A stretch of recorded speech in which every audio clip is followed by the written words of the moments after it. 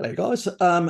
There's a bit of confusion out there in the, you could say, in the bro science sort of field, where certain people claim that a carnivore diet, like all other low carb diets, basically raise when you, especially when you exercise or whether you your normal living, natural living, it raises cortisol, raises adrenaline, and all these sort of things. And I go, no, I think people are confusing themselves with those low carb ketogenic diets that are very poor in protein and tend to be very high in fat. They definitely can have an effect on on basically your thyroid. They can have an effect on your hormones in general. So yeah, we're not talking about those, and a lot of people are confused about those. You're more likely to be on a sad diet where you're not getting sufficient protein, and that's where you're probably going to have most of those problems, or not enough taurine to calm you down. As we know, it does lower cortisol. It does increase via GABA-A. I've actually talked about that profusely in the past. It's covered in many of my taurine videos, so we don't need to cover that again. We know the mechanisms that are affecting in the brain and other parts like that to lower those things. But, I thought about, why not show a bit of literature and provide you guys with some additional ammo. So let me share the screen. Okay, effects of taurine in alterations in adrenal function induced by stress. So adrenaline basically is what we're talking about here. So there's an old study, 1975, Japanese one. Japanese could do good research, very well controlled with their instruments. So we're just looking at rats exposed to mobilized cold stress, adrenaline content in the adrenal glands, as well as noradrenaline content in the brainstem were reduced drastically, while noradrenaline content in the afferent was not altered in the application of stress or administration of taurine 4 to 7 grams per kilogram day for 3 days, prevented the stress-induced decline of adrenaline in the adrenal glands. And this effect could not be duplicated by the administration of L-isoleucine or D-L-methionine.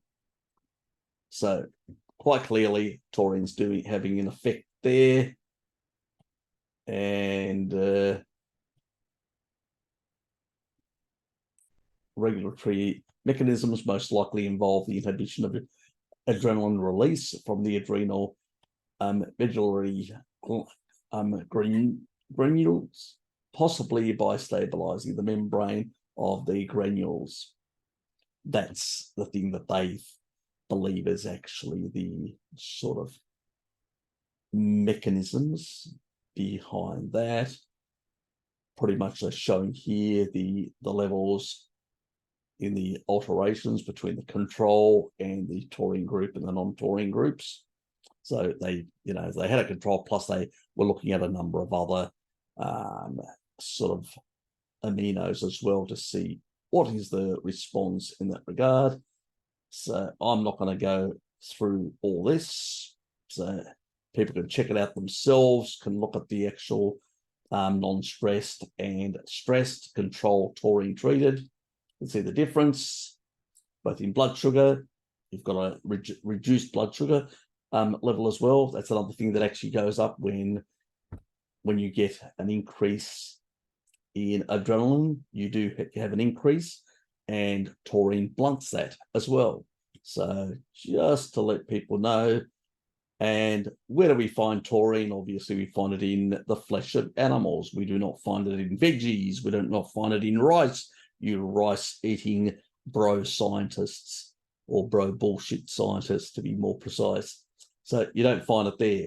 So let's move on and look into humans. Acute supplementation with amino acid mixtures suppressed the exercise-induced cortisol response in recreationally active healthy volunteers. A randomized, double-blinded, placebo-controlled crossover study. So they pretty much switch the people over to make sure that this wasn't a select group, in so to speak. So few studies have demonstrated the suppressive effect of amino acids on the level of cortisol during exercise in humans. We hypothesized that amino acid mixture containing arginine, which promotes lipid metabolism, valine, which effectively decreases the level of corticoids and serine substrates in the production of phosphatidylserine, and well, that has an effect, but that's for another video some other time. It has some other effects as well in the brain, and I've discussed that in the past. I'm not going to go over it now. And that is reported to blunt releases in cortisol, would suppress the exercise-induced cortisol response in the combination with positive effect of amino acids synergistically. And what we're looking at here is, this is the method that they've used, which was described in the title. So it's randomized, it's double-blinded, it's placebo-controlled, it's got a crossover trial was conducted.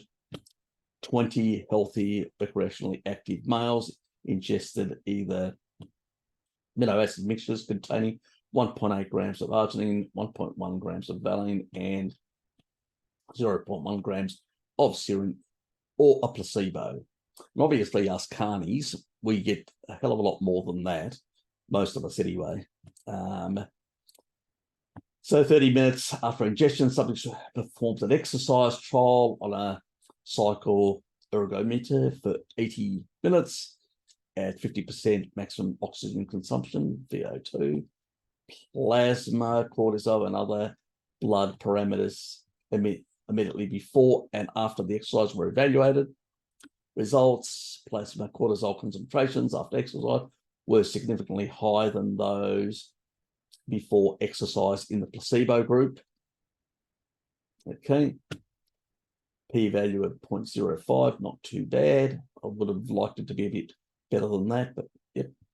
But that's, we're talking about a small group here. So you could call it like an N of 1 randomized control. Not an N of 20 a randomized, so it's not a big group, but it's really hard to get the funding to do those big things. While there was, but they did do a crossover, so we know that it's not a specific group. We saw it whether they were doing either acting as the control or acting as the intervention group. We were seeing similar responses, so we know that there's definitely something different happening, even though it's a small group. So now, there were no significant differences in conditions. So between the two groups, not much difference. In addition, the increase in plasma cortisol before and after exercise was significantly lower in the amino acid conditions than in the placebo condition.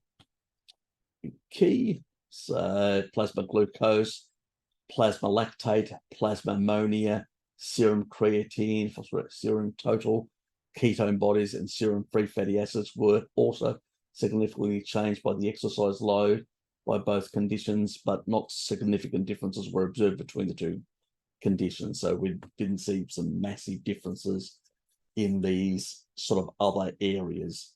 We just saw it in the cortisol.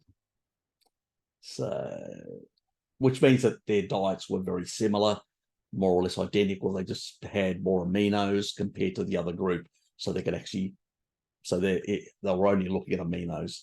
So obviously the other markers wouldn't show a significant shift, because it wasn't like you were doing a carnivore diet or a low carb diet or a vegan diet or some other thing. So they were just one standard diet with changes in the amino concentrations, which was the key thing, because that's what they were looking at.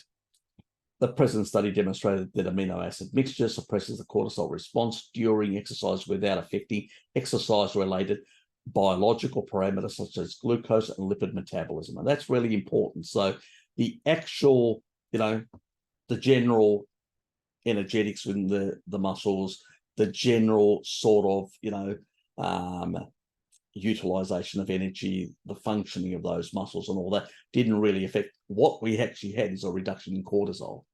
So we had a slight reduction in the amount of damage, the sort of the breakdown that you'll actually get from a cortisol response. So that should have obviously this is not a long-term study and we can't extrapolate anything but I would suspect if you're get less damage and you're going to still get some of those upregulations of those anabolic pathways right after the exercise, I suspect you're going to get much more protein synthesis and much more growth in muscularity. And we actually see it where people don't do any exercise and they still put on muscle by eating more protein. So, I suspect by suppressing that, it's actually having a positive effect in building more muscularity. And this may be one of those mechanisms that it's actually lowering the effect where somebody on a veganerized diet, not eating enough, getting enough protein, doing exercise, actually breaking down their tissue because they can't protect it. And you see it, a lot of these vagoons trying to do bodybuilding and they just can't put on muscle, unless they actually use, the juice, steroids. But if they don't use steroids, they just really struggle. Where us carnies, sometimes we don't even have to exercise. We're, enhancing muscle protein synthesis because aminos play a big role in that. In particular, leucine, but you need the extra aminos to be able to, build up that that extra, volume of tissue. Plus the slight myostatin inhibition that taurine actually induces as well, which we get from eating more meat. The more protein we eat, we naturally will consume more taurine, whether we like it or not. It just goes part and parcel as a consequence of eating more meat, not powders. Let's make that quite clear. Powders do not have taurine in them unless you're supplementing. Meat does. So when we look here, down, that's just, the general information that I've just talked about earlier. And we can actually see here, it's quite clear. Look at the marked difference. Plasma cortisol, the difference amounts of cortisol, placebo, amino acid group, it's quite stark. You can see here in the graph, line graph, it's just flat before and after. And look at the elevation in the placebo group. It's quite clear the intervention group has not seen a massive increase in cortisol in the bloodstream. Voila, voila, another one for the carnies. While, ACTH, which is the, what is it again? It's that stuff that's in the pituitary, hypothalamus pituitary, I think it is, from memory. Where is it? This one here. Always a bit of a tongue twister for a dyslexic like me. Adrenocorticotropin is, which is, yes. So ACTH then stimulates the adrenal cortex to release cortisol in humans. So even though, and this is the hypothalamus, it's the sort of hypothalamic, here it is, hypothalamic pituitary adrenal axis. So I haven't looked at this study for ages. This is in, so I've just got it in my download folder. I forgot all about it. But somebody asked me about it today and I'm going, I could do a really quick one on that and we could cover that. So we can see that, we don't see much of a difference. That's just the normal, so ACTH isn't really much difference. I didn't expect it. That's just normal, responses. the R value of that is much better than that. So again, this is again the plasma ACTH, where with the cortisol one, we're getting a better R value. That's pretty low. So yeah, but we're not even looking at that. So I'm not really concerned about that. I'm more interested in the cortisol one, and the cortisol's got a much better R value, so it's closer to 1, which is, far more, significant for what we want to look at. There's more data in here for anybody that wants to read it. I will provide attachments in the description so people can go to their heart's degree. It was more just to cover this issue. Again, people are confusing keto diets, veganerized diets that are low in protein, and making the assumption that another low carb diet like the carnivore diet would have the same problems.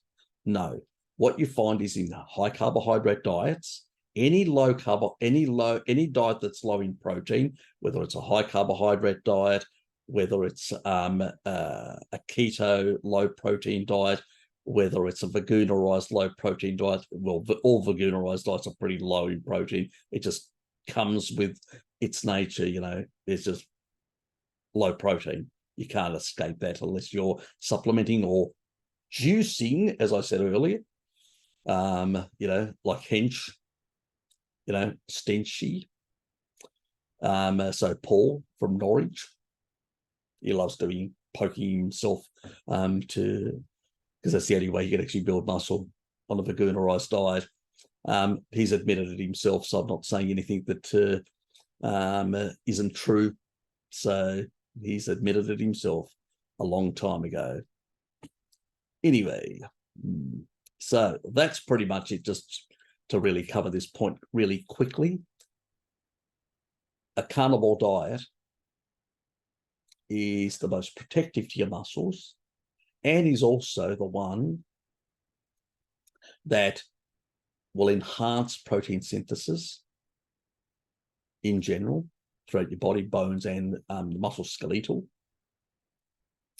And the taurine part will have a mild myostatin inhibition, and you'll get better results, and you'll get less of this, just tearing down of the tissue. So this is the nonsense we get all the time, in the people are confused. They say, oh, you need carbs to prevent high cortisol. Well, no, you just need more protein.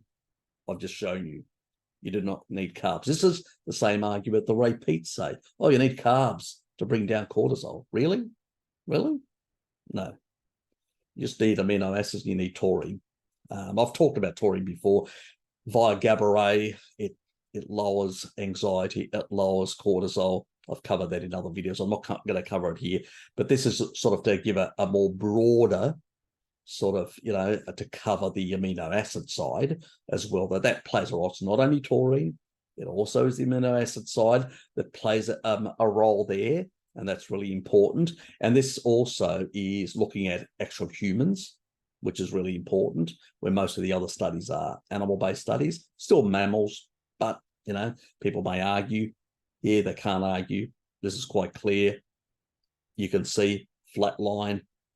The other one, the placebo group, goes up. It's quite clear. The control goes up. The protein one, let's say that we call it the carny one, flat line. It's quite clear which one affects your cortisol levels, your adrenaline levels, which is more taxing on your system compared to the carny diet. It's all the others. The carny diet is the natural species appropriate diet. So you just, my father, 90 years old, gets knocked over by a vehicle. I'm panicking. You know what? I actually always had a bit of doubt on the protein side. I'm a supporter. I usually do about 2.2 grams. Dad does about the same thing. I had my doubts, because I couldn't actually prove it. I had I had that rat experiment, that high protein rat experiment, and a few others, building a lot of muscularity.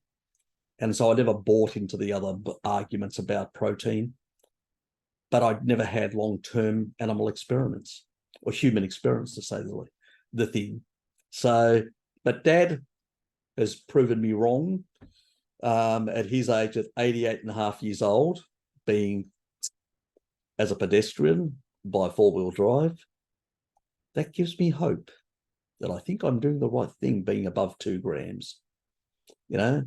Other people may disagree with that point. That's their business. I don't care. As far as I'm concerned, I believe that, and not only that, his kidneys have also grown, and that's what we saw in the rats, bigger kidneys to allow for better filtration.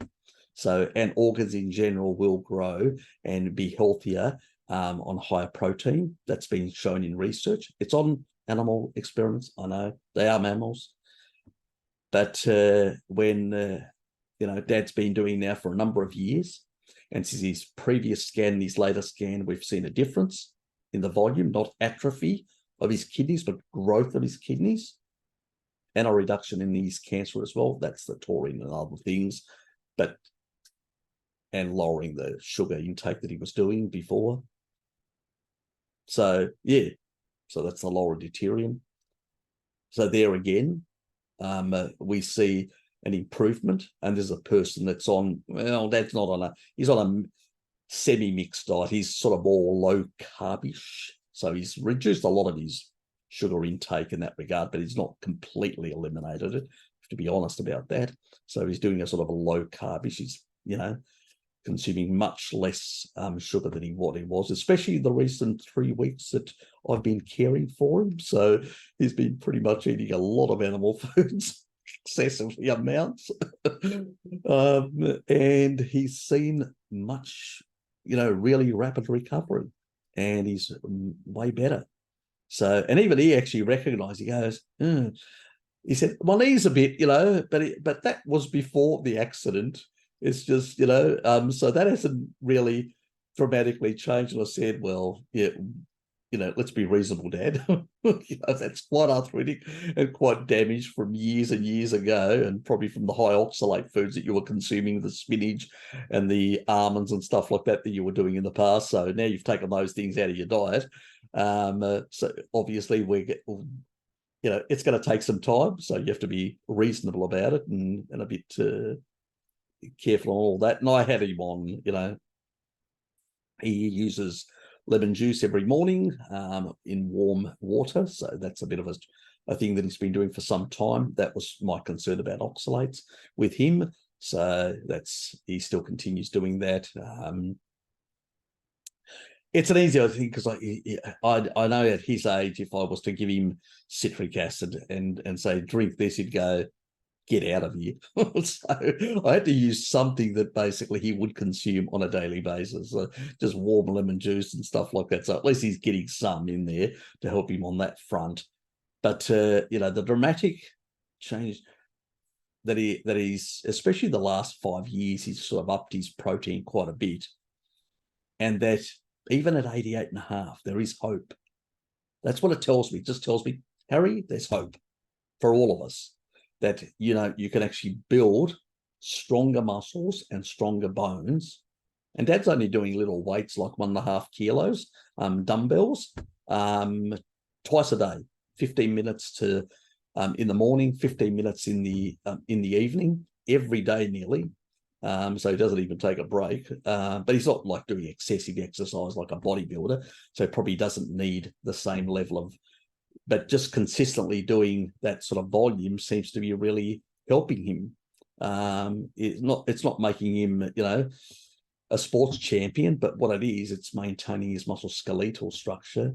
One thing that scared me when they actually put the plaster on for 6 days and then they removed it and realized they'd stuffed up, in the diagnosis. He didn't even have a fracture, which was a bit, but I looked at his arm and it actually atrophied. I said to the doctor, is that normal? And she said, yeah, that is normal.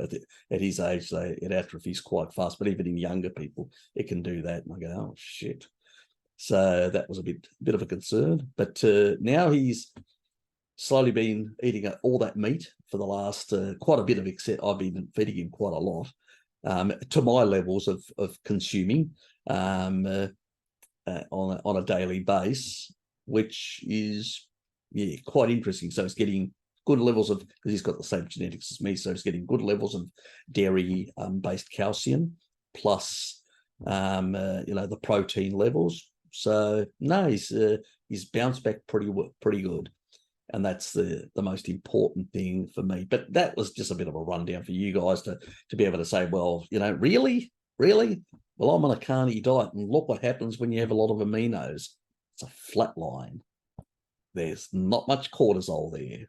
I mean, there's going to be always outliers in a bell curve, fine. But the majority of people are going to respond in the same way. There's a crossover. The half the group is crossed over to do the same thing, and these are the averages of the whole result. So even if there was, let's say, a few in one of the groups or the other that was slightly higher, that wouldn't be so flat. It would be slightly elevated. We didn't see that. It was more or less nearly flat, which tells us that even the groups, even the people that may have had small variations, they were so tiny, not enough to anyway raise that line. So yeah, it's quite clear that a carnivore diet is going to be more protective from cortisol-induced stress, and obviously the taurine is going to have an effect on the adrenaline side as well to keep it under control, not to be excessive as well. But adrenaline's normal. If you've had an accident or you're fight or flight, you're seeing a big tiger or lion looking at you and going, that human's very tasty. You're going to run. There's going to be a bit of adrenaline. That's normal, but it's not going to stay elevated like it stays in other people. And that, again, taurine plays a role there. And where do you find that? Well, I guess it's in animal foods again. God, these damn animal foods have so many compounds in them. Have these peptides called taurine. And yes, it's sulfonic acid. Bloody hell. Yes, but it is the truth. My vegan friends out there, it is the truth. And my bro science friends out there, it is the truth. Aminos on a carny diet is going to make a big difference. You do not need sugar. You do not need rice to prevent cortisol. Just eat more meat. Anyway, that's me. I've had my fun. See you.